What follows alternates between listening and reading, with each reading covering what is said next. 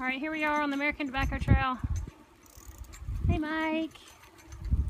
I was actually trying to get the section back behind us because it's not kudzu. I don't know.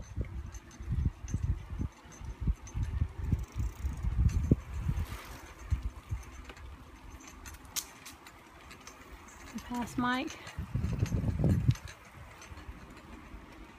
a pretty nice section. We actually will ride this all the way down into downtown Durham. And we just rode over 440 and 40 and past South Point Mall. This section here though is pretty flat and pretty nice, besides that there's police patrol on the trail and there's numerous signs that you need to make sure that you have your cell phone with you when you're riding. So take heed to that. But we parked in the middle of downtown Durham and then rode out like 8 miles.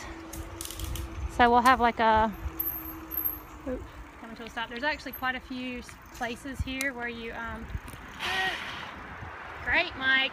Trying to get me killed on tape.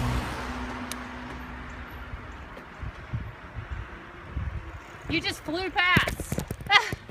I held my hand up and told the guy to stop. You did? But there was some... Stop. He didn't? He didn't stop. There was... My hand up. You did not even slow down. You accelerated right through. Saw me.